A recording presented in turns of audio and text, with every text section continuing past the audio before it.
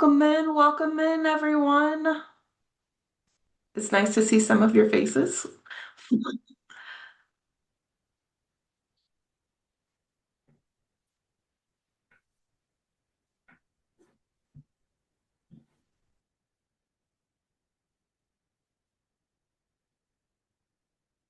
Alrighty, I just wanted to finish admitting folks. So we're going to go ahead and get started.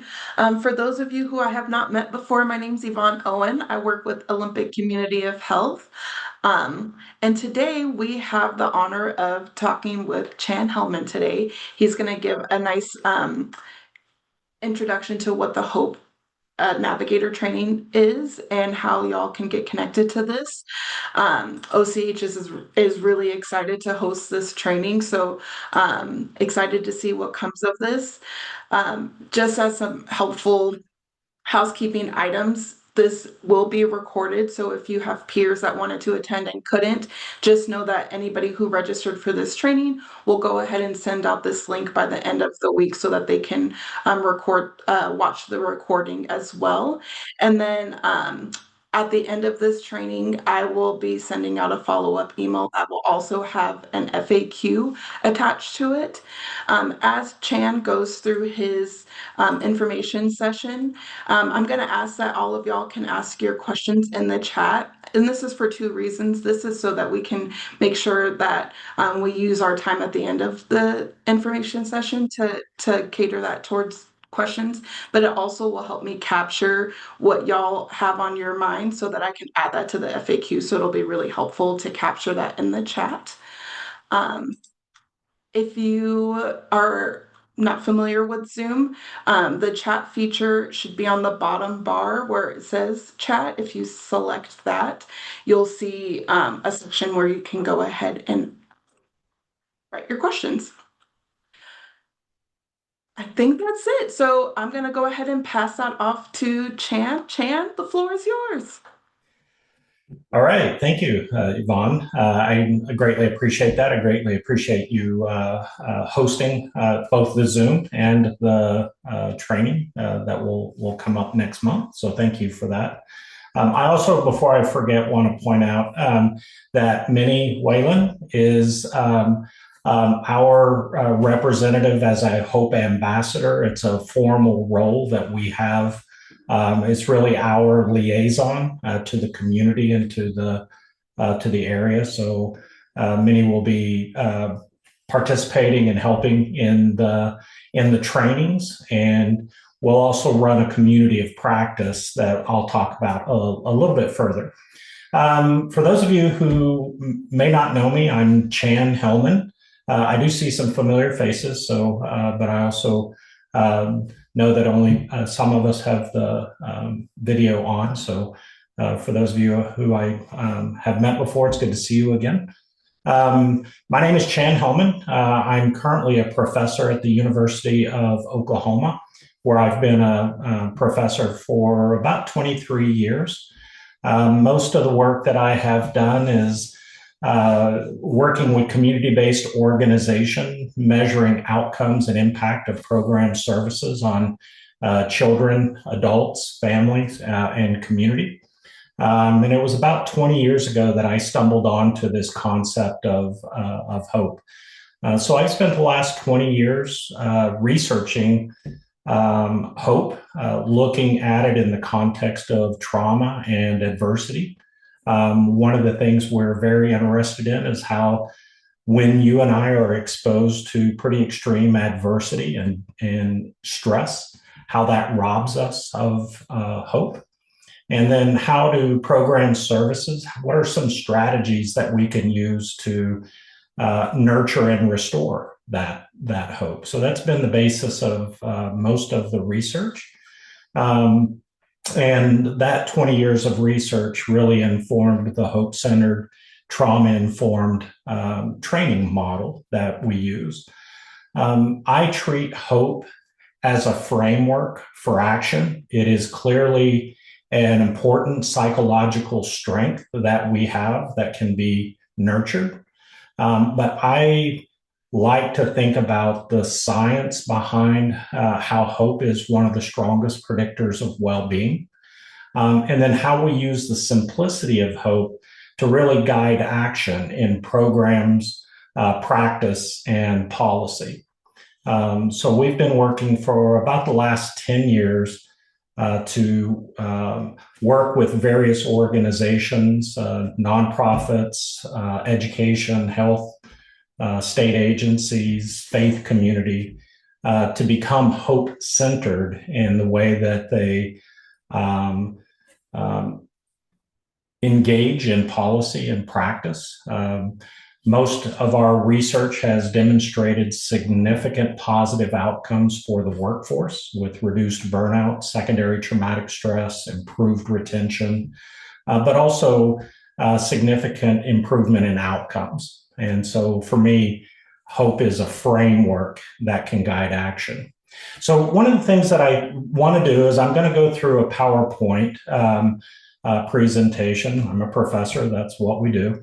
But basically, I'm going to spend probably a minimum amount of time talking about what hope is. But I do want to just do like a brief reminder of what it is, what are its components, and then I want to move into the framework. I want to lay that foundation before I describe for you the Hope Navigator, what it is, what the evaluations have shown. I'll give you some examples of what other Hope Navigators across various sectors have developed.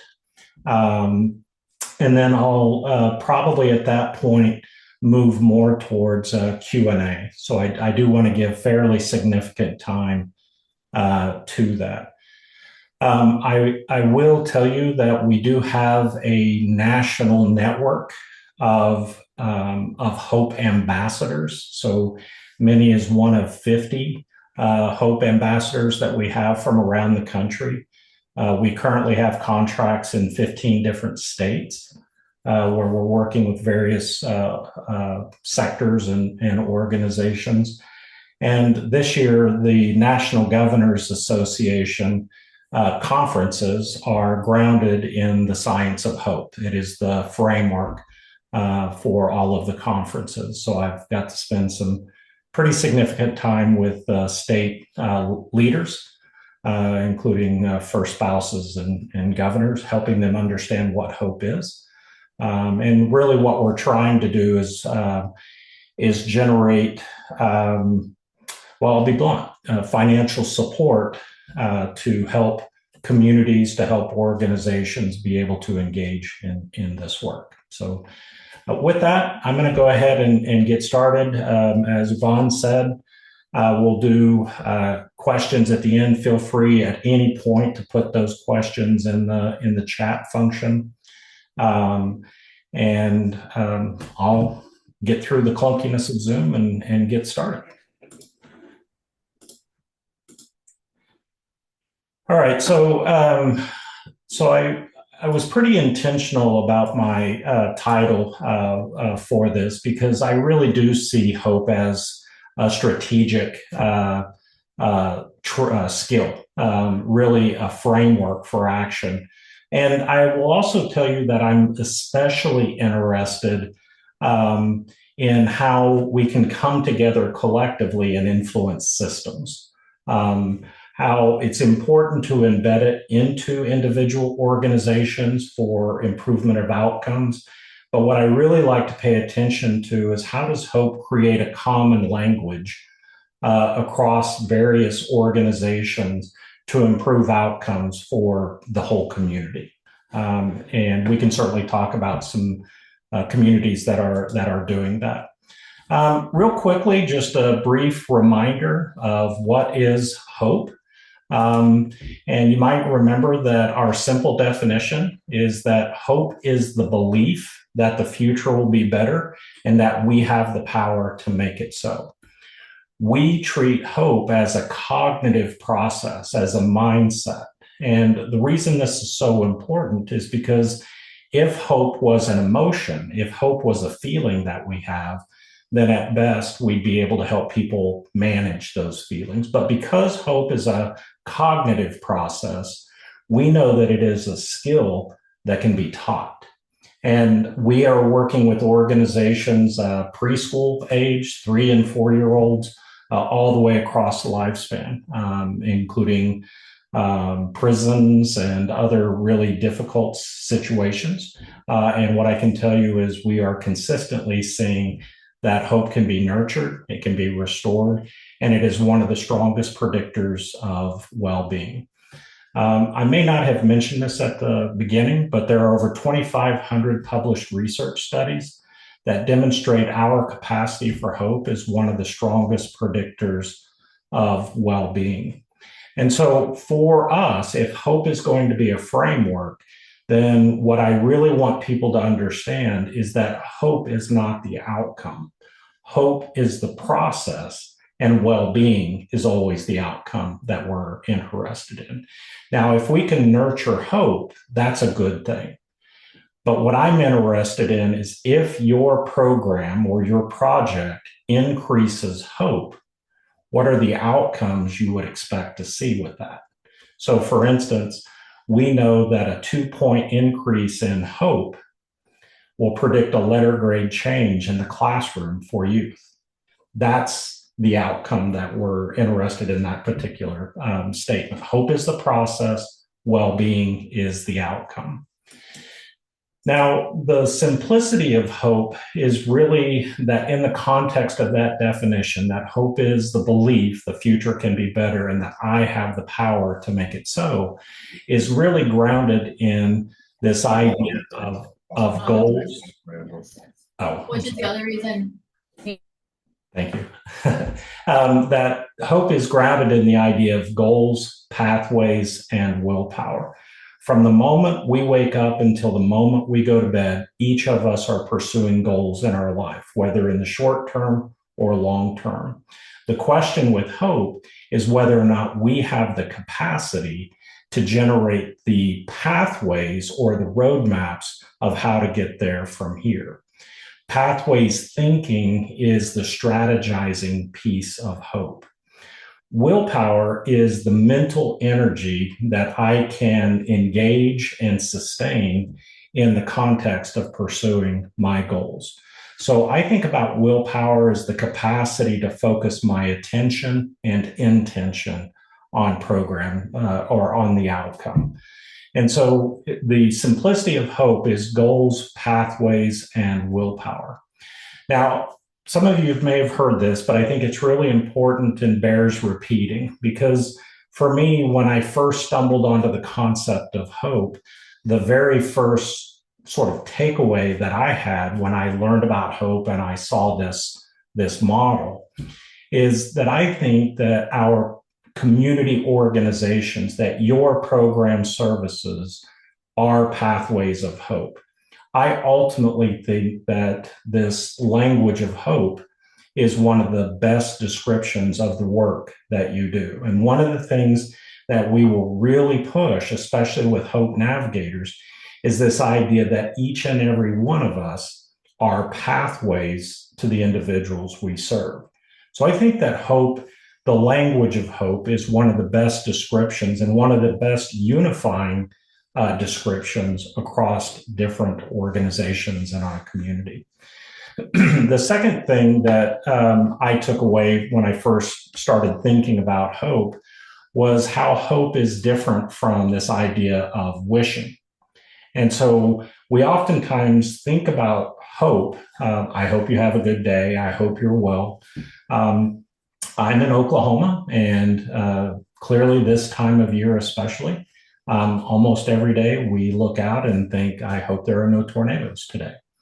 And while I have that desire, I have no control over the weather. So what we have to understand is that wishing is passive towards the future. Hope is about taking action to pursue that future. So I just wanted to lay that foundation of definition of hope and to remind us that it's grounded in goals, pathways, and willpower. So here are some of the outcomes that we have found is that when we nurture hope, we see improved well-being, emotional regulation, reduced depression, anxiety, etc. And when we nurture hope, we also see improved physical health outcomes. There's actually a pretty robust body of research in this area that also shows that when we nurture hope, our pain tolerance also increases. Um, there's also research that ties hope to things like life expectancy and prevention with regards to health seeking behaviors. We also know that it can improve connectedness and engagement.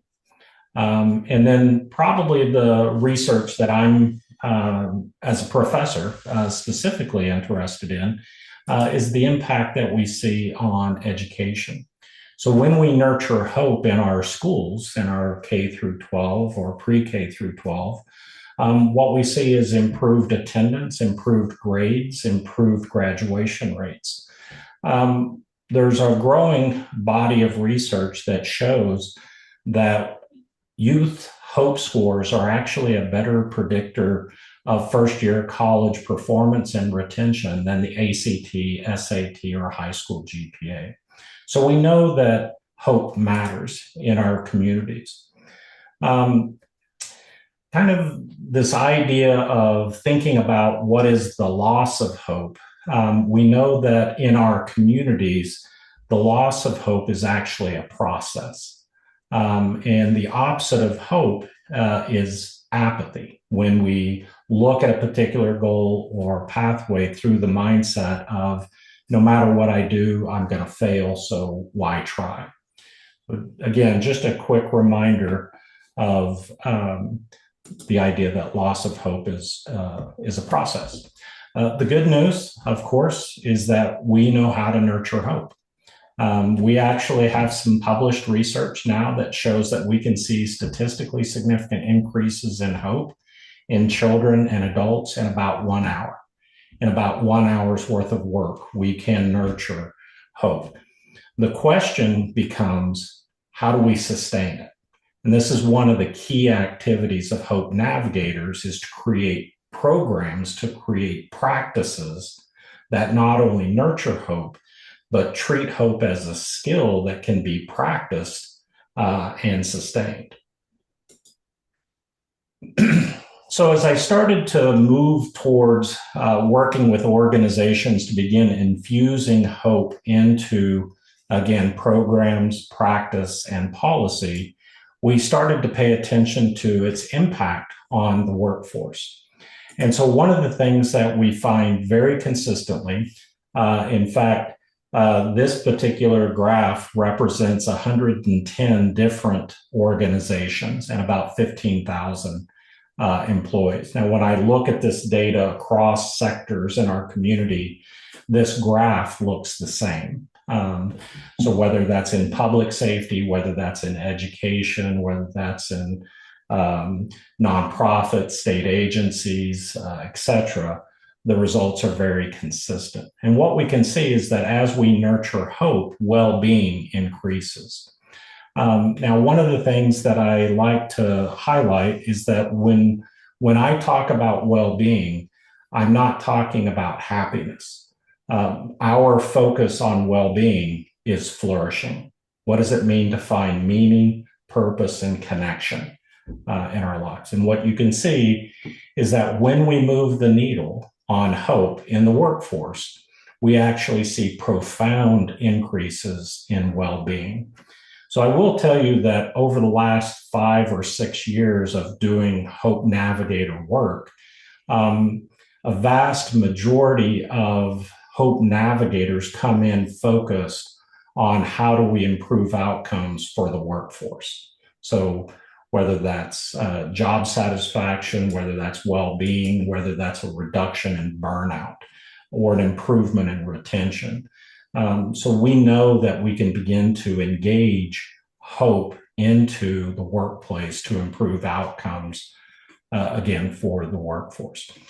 This graph shows very similar to the well-being, that when we nurture hope, we see significant reductions in burnout. We also see significant improvements in retention And in Oklahoma, our Oklahoma Department of Human Services was the very first state agency to go through this. So we trained all 6,000 employees. Hope training is now a required training for all human service employees. But we actually saw a significant improvement in not only the intent to remain, but we actually tracked rising hope scores across time and associated that with a 17% reduction in turnover in the workforce.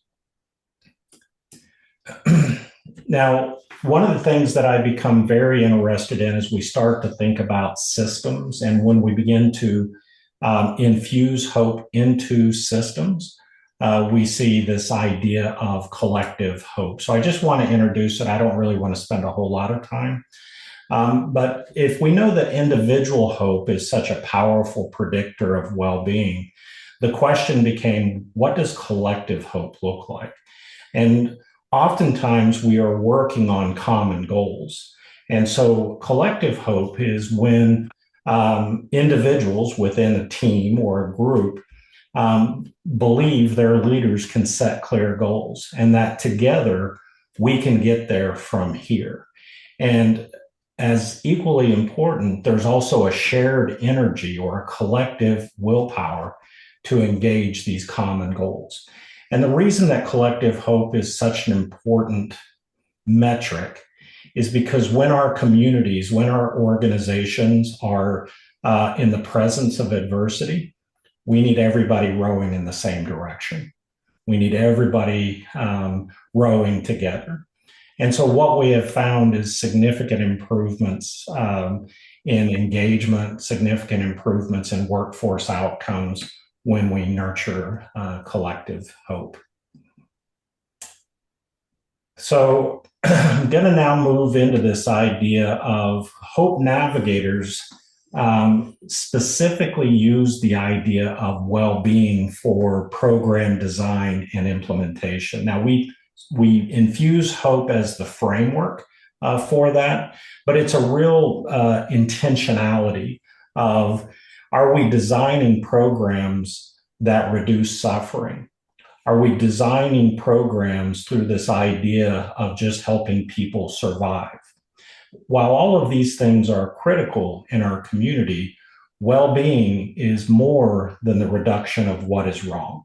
And so hope is really a focus on how do we create programs with the intentionality where people in our communities can flourish and thrive.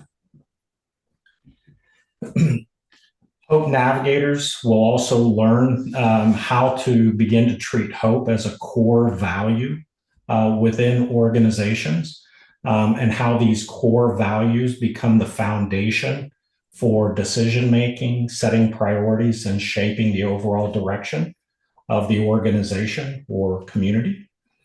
It also provides a unifying language across multidisciplinary teams. So if your organization or your program collaborates with other organizations, we actually see significant improvements in trust, communication, and cohesion in those multidisciplinary teams. All right, so I'm going to start getting into this idea of the Hope Navigator. Now, we have a multi-tiered approach in this training, and tomorrow I'll talk about it a little bit more. Tomorrow morning, I believe it's at noon. What time does that start? 8. Oh, 8 your time, 10 my time. Yeah, I was trying to remember the math. My apologies. So the idea is that we will talk more about what it means to be a hope-centered organization. And we actually have a certification process with a list of fidelity indicators. But for us, it's really about creating a whole organization approach or a system.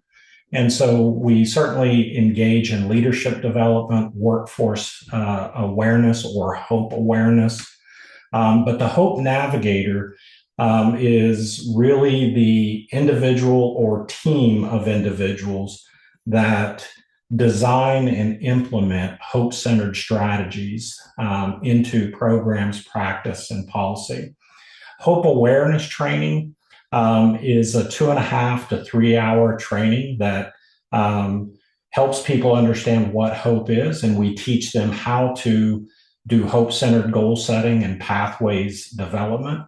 But it's really the Hope Navigator who is implementing strategies into practice.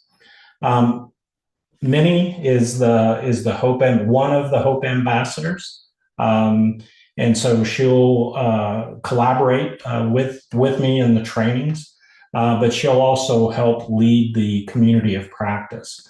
And I'll talk more about both the Hope Navigator and the community of practice. So, more detail: the Hope Navigator is specifically trained to design and implement hope-centered strategies. During the training and at the conclusion of the training, each Hope Navigator or each team of Hope Navigators will walk away with a strategic implementation plan for their organizations, for their programs. And so the idea then is how do these strategies specifically use hope as a framework that drives well-being? The Hope Navigator training is 2 days, 6 hours each day. And it's broken down into 4 sessions. Each session builds upon the previous session. So the session 1 is a much deeper dive into the science of well-being, specifically from a positive psychology perspective.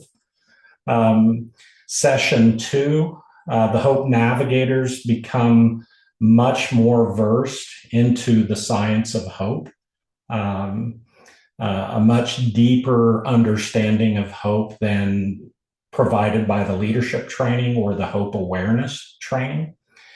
So session 1 and session 2 is day 1, and it is really about teaching hope. But day 2, we transition away from teaching hope to really strategies that nurture hope. And so the idea is we switch from a focus on the I to a focus on the we. So what is a hope-centered system? And what are the programs within that? What are the strategies that we can use? And then ultimately, session 4 is the facilitated development of the strategic plan that the Hope Navigators will go through. We've trained about 3,000 Hope Navigators around the United States. So we evaluate this training almost every time. So we've really honed this down into a very research-based framework. And so what happens after the training is they walk away with a strategic implementation plan. We will follow that up with a community of practice. And the community of practice is a structured and facilitated monthly meeting where the Hope Navigators will transition from plan to implementation. So we've basically taken the idea of implementation science and mixed it with the science of hope.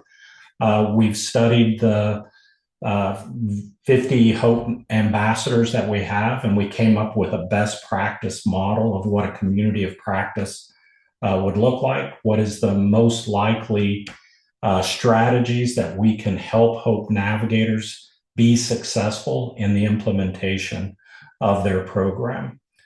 One of the questions that will probably come up that we'll spend a little bit more time on is who should be a Hope Navigator? So if you're here representing your organization, the question might be, who should we consider? And we can talk about that further. My recommendation is that you consider at least two participants per project.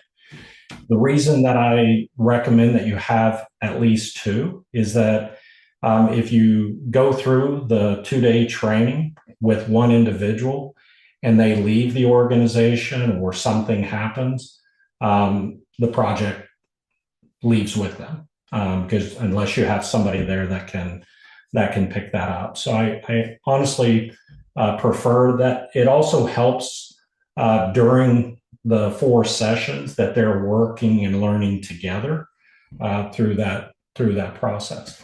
Now, what I also want to say is that in Milwaukee, we worked with 80 organizations, 80 youth serving organizations, and each of them sent one individual, but they were actually clusters of programs that work together across agencies.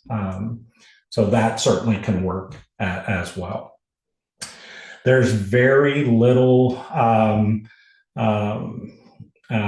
prerequisite for the Hope Navigators. The only thing that we're going to ask them to do before the training is to take a 20-minute self-assessment. Everything else they need to do and learn, we will do in the training itself. Because we recognize that taking 2 days out of your schedule is a huge, huge commitment. So we will work hard on that. I also recommend that prior to the Hope Navigator training, that the Hope Navigators have a pretty good understanding of the priority area that they want to focus on. Now, it can still be very abstract, like workforce well-being. But it needs to be some area that they know that leaders are going to support. So historically, Hope Navigators have focused on either internal processes within the organization or client-facing or external facing aspects about the organization. So internal might be things along with leadership development or improving workforce well-being, reducing burnout and retention, creating a hope-centered social media campaign, for instance, might be part of something that Hope Navigator. But they generally cluster into a focus on internal processes or a focus on client-centered strategies. And I can talk more about those if that's of interest. Some sample projects, and I tried to be pretty broad in looking at the various Hope Navigators from many different organizations, and tried to cluster them into, the clusters make sense to me, so I apologize if they don't make sense to you. But for instance, in elementary schools, Washington's own Burton Elementary had 2 Hope Navigators go through the training, and it all culminated with a parent night. But each class, pre-K, kindergarten through 5th grade, developed a series of activities within the classroom that were age appropriate. The whole idea was that at parent night, the students taught their parents what hope was. So that was kind of a cool activity. On the policy and systems level, we've generated audit tools for policy and procedures. We've used Hope for strategic planning. We've looked at hope in the built environment and those kinds of things. I can talk more about some of these activities shortly. As I did mention, for me, it is the science of hope. And so I do like to evaluate our trainings and our outcomes associated with those trainings. The 4 sessions are based upon that research-based curriculum, and we've just generated evidence on the improvement of outcomes, strengthening well-being, etc. We recently did an evaluation of 500 Hope Navigators and their programs. One of the things that we found is that in these 500 Hope Navigators, 80% of them had been with the organization 5 years or more. But roughly 70% of those Hope Navigators reported that training is the single best training they've ever received. What I wanted to highlight was these aren't new employees, these are seasoned employees. And this is a pretty consistent result. In fact, what I would tell you in all of our Hope Navigator evaluations, what I'm reporting to you in this PowerPoint is the lowest one because I wanted to be as conservative as possible. We see statistically significant increases in Hope Navigator knowledge, confidence, and skill in applying the science of hope. And among these 500 Hope Navigators, 80% of them reported successful implementation of projects. This evaluation is actually ongoing to actually get into the deeper aspect of the weeds with regards to what successful implementation actually looks like. So with that, I think I will stop sharing my screen and see what questions you have either from the conversation or what questions you brought with you. But one of the things I know when I work across different states and different communities is the idea of a Hope Navigator and what they do and what they develop. No matter how long I talk to you, it's going to have a level of ambiguity to it. The best example that I could give you is that they deeply learn the science of hope as a framework, and they develop strategic implementation plans of how to infuse hope into programs, practice, and policy. So We've got our first question, which is there an evaluation tool for the implementation of Hope Project? yes, we will actually train the Hope Navigators how to do that. And oftentimes when I go into a large organization, leaders want to do a baseline and a follow-up. Let's say that the outcome is workforce well-being. And so they'll embed hope at a baseline and they'll come back later. Which is fine. We can do that. We actually do that for a lot of different organizations. I personally think we should focus on evaluating the outcomes for the Hope Navigators because Hope Navigators are creating programs, practice, and policy that, at least at time one and time two, may not be impacting everybody in the workforce. So I think we specifically target the projects and evaluate the outcomes there. So we teach them how to do that. Where most of our results exist in Hope Navigator project implementation outcomes is in the child welfare space, working specifically with families who've had their children removed. We're also working very deeply in justice involved youth and outcomes related in those spaces. So that's where most of our work has been to date. Amanda. Hi. I think this question is easier for me to ask than to type it.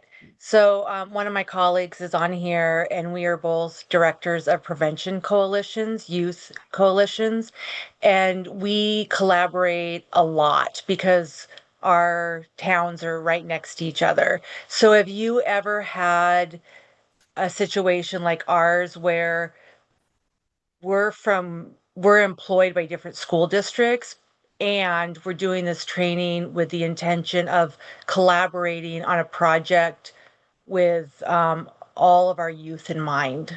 Love it. To me, that is going to have a much broader potential impact than just one school or one district. And context of each of those are going to be a little bit different, which to me adds to the complexity, which I like. Hope Navigator. So this is actually perfect. I've worked with, I think it was five nonprofit organizations that each served individuals um, who are experiencing reentry after incarceration. And what they decided to do was to create a common case management model because the individuals are actually receiving services from each of those five agencies. So, how could we collaborate together and support each other for the well being of the individuals that they're serving? By the way, there's a number of publications where HOPE is a great framework for prevention work. Again, it's goals and pathways, to engage in that. And a number of my publications are actually focused on prevention in the context of child maltreatment. So, love that. I think it's perfect. By the way, you got a full professor's response to a simple answer, which was yes, you should do that. I loved your answer. It was wonderful.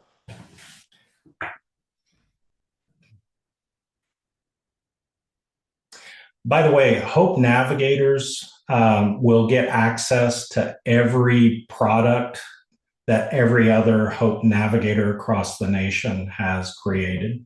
We're trying to create, and we will, during that training, we will spend probably an hour showing you products that Hope Navigators. And what we recommend is that if there's a product that you can take and adapt to your situation, have at it. All we ask is that you reciprocate and share with us what you did and what you learned so that we can showcase you at our next training. But we try to make the resources pretty heavy in support of you. Let me also say this.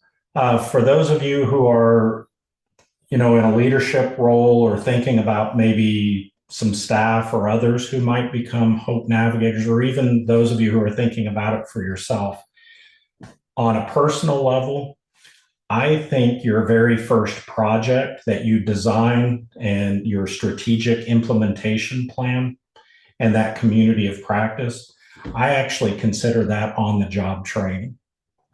Because after you go through that process, you're still a Hope Navigator. And what our evaluations show is that Hope Navigators actually use the skills well beyond the projects themselves. So, like 93% are using the skills with their family and friends. Same number are using it with colleagues. So, we're seeing great improvements in more holistic well being. Hope is a skill. And once you learn and practice that skill, once you finish this project, my question for you is going to be, what's next?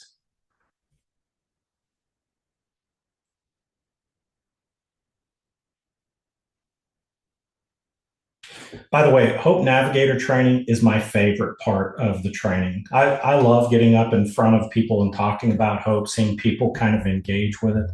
But for me, Hope Navigator is the most amazing piece of it.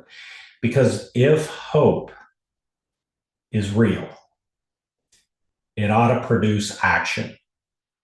It ought to produce something that we can do. And Hope Navigators create products. And that's what I love about that training. You'll take what's in my head about the science of hope and you will do amazing things with it. And I love that.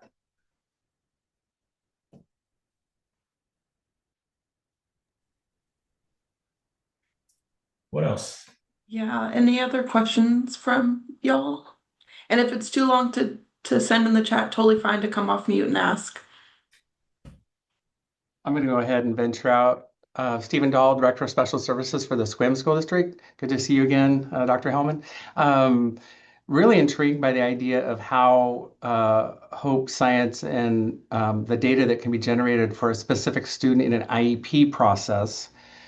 I'm thinking when you were talking about products and solutions that might be available, my mind went right to there to say, I'll save a lot of time just if I knew what those resources might be. But the idea would be to build a community of practice in local school district providers so that we can really hone in on the data. But increase student agency, have a future-oriented approach. Obviously, we're all preparing future graduates and citizens who will be in post-secondary settings or abroad, but really to get inside of the minutia that isn't interesting to many other people than us who are writing these IEPs or implementing these programs. So with that, what are the resources or others on the call that might have been intrigued by this idea? Yeah, so I actually, well, the state of Washington, OSPI, as well as here in Oklahoma, the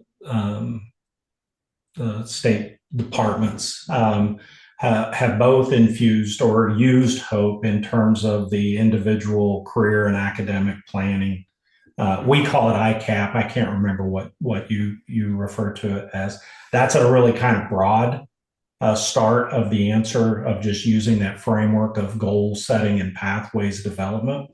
And so, really, from the standpoint of an IEP, some of those alternative schools, for instance, that I've worked in, are using it as an advisement model within that context of goal setting and pathways development that is really driven by giving voice to the youth in that context.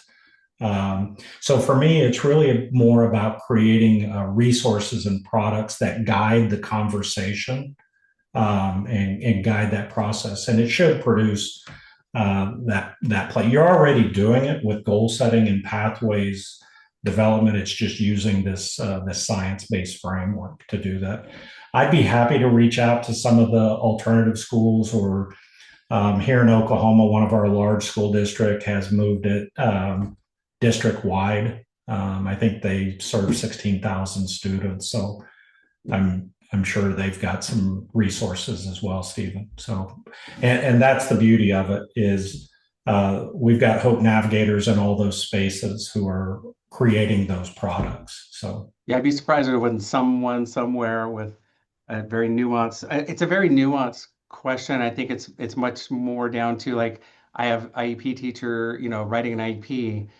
We have hope scale data around that child. We actually know it, and how to coach them with collateral to say this is actually how it lives and breathes in setting goals, self-efficacy, executive functioning. These are the kinds of data points that students with a comorbidity of circumstance, disability, mental health, adolescence, and of course the pressures of the future looming. They need a plan, a hope, and a future. And this is where, the hope-filled IEP or whatever the book title needs to be, I can see it because I think that's what we're talking around. And I think the project, if it doesn't exist, it needs to. Yeah, it absolutely needs to. I totally agree with that. By the way, in June, I'm going to do the keynote for all of the academic leadership in the state of Oregon. So when you create that plan, I'll share that with the folks in Oregon, and you can copyright it. You can do whatever you want to do, but we'll showcase that work if you want to come hang out with us. Question. So we've got two in the chat, and then Jenny, I see your hand. I'll do the chat first, and then we'll get to you. So first question is, will you talk about Hope Ambassadors during tomorrow morning's training? I will. The Hope Ambassador is really the project manager. So if the organization is large enough to have a Hope Ambassador, they're first and foremost, they're a Hope Navigator. They've been through Hope Navigator training, and over time they will go through multiple. Because with Hope Ambassadors, we invite them to every Hope Navigator training we do nationally. Hard for people to do, but when we do them virtually, so it's just a continuous education and resource support network. But by and large, they're really the chess player of all the Hope Navigator teams within an organization. But I'll talk more about it tomorrow. Minnie is a Hope Ambassador here. Peninsula College, I believe, is going to have one or more Hope Ambassadors as well. Kitsap County has 4 or 5 Hope Ambassadors. Your court systems in Washington has a Hope Ambassador. So, yeah. In fact, Washington is outside of Oklahoma probably has the most Hope Ambassadors. So. Second question was, have you had Hope navigators within a healthcare setting between patient resource specialists and patient navigation? Probably more patient navigation. I'm currently working with an organization. They do home health visiting with advanced wound care. And in working with in communities of pretty high poverty and long-term adversity, long history of disengagement. And so what we're seeing is as their Hope navigators have infused hope into those home visits, we're seeing greater engagement of patients. So still pretty early. So we'll see what the outcomes are. We're actually looking at their data to generate the first research paper and publication in that area on hope and patient engagement among people with struggling with social determinant issues. So I'm not sure I answered the question. Happy if you want to do a follow-up. See a heart, which means that they loved your answer. Jenny, I know that you've been waiting. Go ahead. Thank you. Um, I am a Hope Navigator trained. I work in dependency court, foster care system, and we have just revamped our entire dependency court system to be a hope-centered, trauma-informed system rather than a check the boxes in court. And this is our first volley at it. We've been at this since January, built a pretty good team to develop it, and we're pretty excited about the outcomes. And so we'll continue doing that, working on that. We are a small county in Jefferson County, and also I'm a behavior interventionist and educator. And Stephen, I couldn't agree with you more. I couldn't get more excited about the possibilities in education. That's part of the challenge of being a Hope Navigator. Once you take the training, and I'm just going to put a plug in here for it, I'd do it again in a heartbeat. But the problem is then your mind starts going to the places that have great value and that you're passionate about, and you want to bring the science of hope into every one of those spaces. So just want to give Yeah. a Thank you, Jenny. And I didn't. I really appreciate that. I have to tell you, so often people leave the training, and the community of practice is ran by the Hope Ambassador, so Sarah Burns. And so I don't hear the details of individuals. So I greatly appreciate you. First of all, going through the training and the work that you're doing in the dependency court, because it's a hard space to do it, but it's the best place in the world to nurture hope. So thank you for that work. Another question in the chat. I don't. It says I don't have any background in psychology or counseling. Is there anything like that needed as a prerequisite, or can truly anyone learn and be effective? Uh, yeah. So I'm thank you. I'm sorry to interrupt you, Yvonne, but I know you don't have to have a background in the social or behavioral sciences. We're teaching parents actually in the state of Washington. You have 15 Hope Navigators who are parent partners within the court system. And here in Oklahoma, we actually have foster youth who have gone through the program. So creating kind of a peer process there. Actually, in the Oklahoma Juvenile Affairs, they've given us several youth to go through this training. But we need the organization first. That's phase 2 or phase 3 of that, but it starts to get exciting. You do not. We will teach you everything you need to know.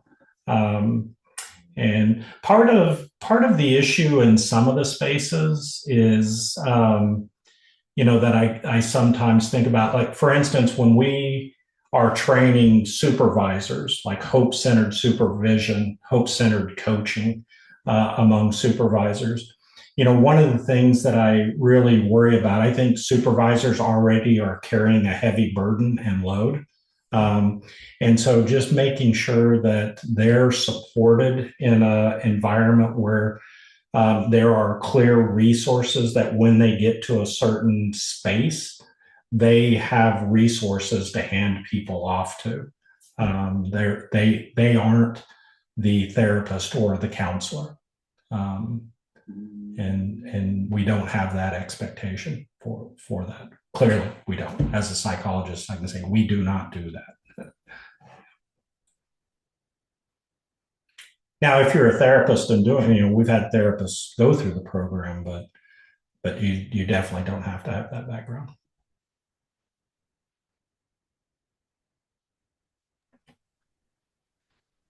Another question in the chat, wondering about alignment with other grant outcomes. We are aligning Hope Navigator training and approaching to our current OSPI. Our focus is on Native American students with IEPs and belonging and hope, and were key indicators in our root cause analysis for our current year for 4-year grant. Yvonne, that's me. Hi, I'm Michaela, Dr. Clancy, Director of Student Services. Nice to see you again, Dr. Hellman. And I'm sitting here literally in Stevens Middle School with our principal, Melissa. We're in her office, camped, trying with our team back there for the grant. So this is around our students with IEPs.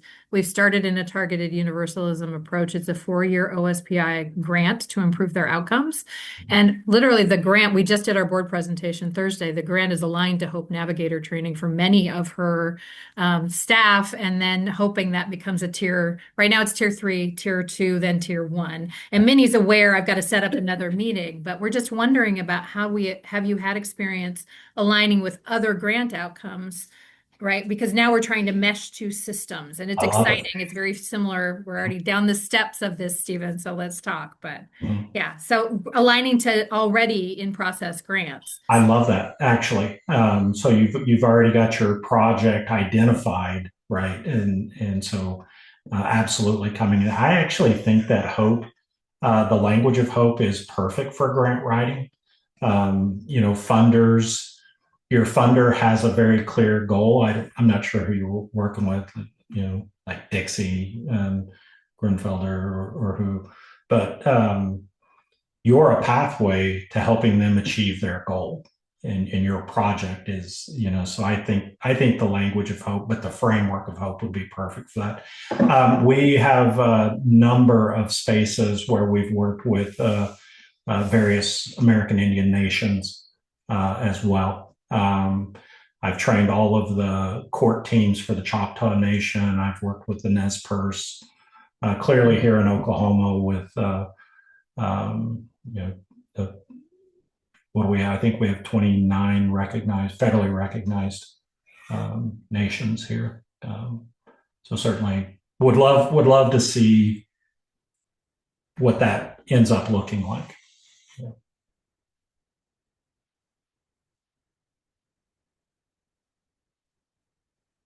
Yeah. What else?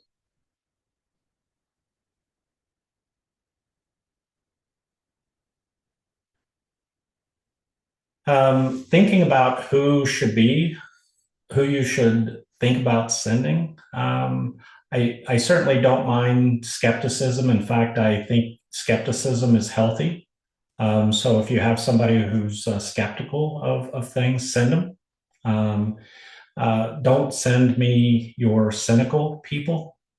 There's a real difference between cynicism and skepticism, and I don't have a lot of time for cynicism. It detracts too much from everybody else's work. So, but your skeptics, send them. They usually end up being the best hope navigators.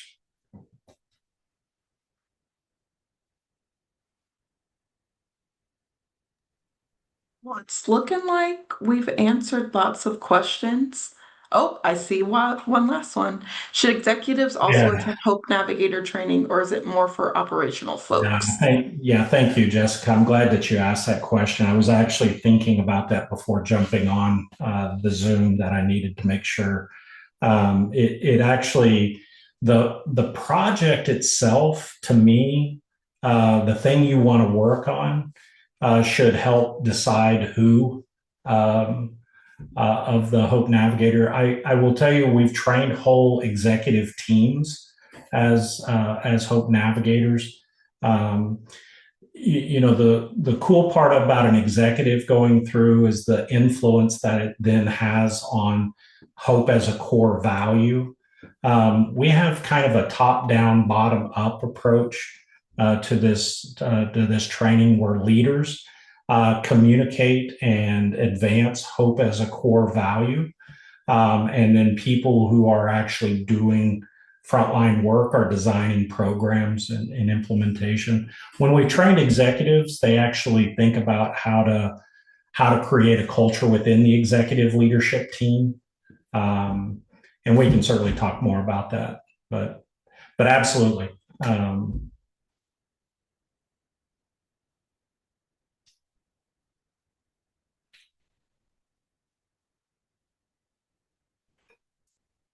Yeah, go for it. Matthew. See if I can figure this out here. My laptop wasn't cooperating, so I'm on my phone. Um, my question would be, saying you don't have an idea, or I mean, my main place of volunteer and where I do most of my ministry and teaching is in the juvenile detention center. So through the Hope Navigator training, through that process, would that help you come up with ideas to create projects or to create pathways? Yeah. Um, Absolutely. Yeah. So thinking about even your own ministry and how you begin to infuse hope into that work of mentoring and working with justice involved youth or whoever. I kind of skipped over when you were for that. I think you and I met. we did. Yep. Yeah, I was Yeah. remembering. But I think the Hope Navigator training is going to help you take this from idea and abstraction down to product level. Okay. How do you walk away with a set of tools that are intended to nurture hope as a Right. yeah. Yeah. Yeah. Well, it's also too, there's two different settings in the detention center. One is a life skills class that I teach separately, and it's based on the Center for Relationship Education out of Denver. It's the Real Essentials curriculum. And then there's also the ministry. So I'm in there 3 days a week. So it's two different programs that I'm in there with. Yeah. Kind of two that I'm representing today. I think two other people from Edge should be in this Zoom call. But yeah, just figuring out how to implement it and create something, and then because I mean it's the detention center. I mean, these kids need hope, and Sure. so Yeah.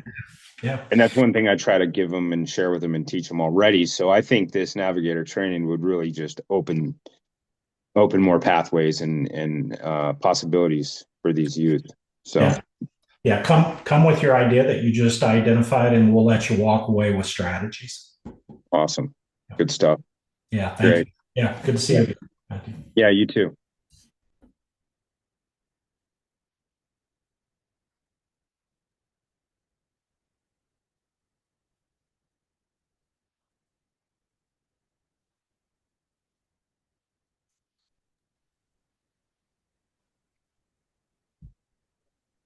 All right. I think we've captured them, Chan. So to just give folks a heads up on what next steps look like. So we're recording this session. We'll go ahead and update our YouTube channel to show this. So if you need to share this with your leadership or you have a peer that's interested in attending, they'll be able to watch this session and decide if this is a good fit for them right now. Applications to attend the Hope Navigator training. Sorry, I don't know why my words just messed up like that. But applications to attend the Hope Navigator training have been open, and so my follow-up email and in addition to the YouTube for this, we'll also have the link to the application process. So we've got seats for about 50 folks to attend. And once you submit your application, we will be reviewing those on March 30th, and then folks will know whether or not they'll be able to attend the training by April 1st. So a very quick time frame for that. And then just as a friendly reminder, the training is hosted on April 14th and 15th. It's going to be hosted at Red Cedar Hall. So for folks who are thinking about attending, it is a 2-day training. It's all day, and we're asking folks to be mindful of that piece. So when you're filling out the application process, you'll want to make sure that you have capacity to attend both dates. But all of that will be sent with the follow-up email. Chan, anything? Oh, and what about yes, in the email, I'll have the link to the video. It'll have the application, and a couple of other resources for you, Matthew. I see your question in the chat. So that'll be sent. And then anybody who registered for this will also get that follow-up email. So if they weren't able to attend today, they'll get all of those resources. Red Cedar Hall is in Squim. Oh, it's like in Blinn. So it's in between Clallam and Kitsap County. So we tried to find a happy medium for all 3 counties. And then will there be other training dates in the near future? Ashley, I think after this training, we're going to debrief as a group internally who's facilitating this and talk about what those next steps are. So I think it's a yes and. I just don't know what those dates would look like and what that looks like right now. But yeah. So anything that you wanted to add, Chan, before we head out? No, I look forward to working with you guys again. Look forward to being back in the beautiful area of Port Angeles and Swim, and can't remember the other town, but yeah, looking forward. You're gonna like it there. Mm-hmm. Yeah. Awesome. Well, thanks, y'all, and we'll see you next time.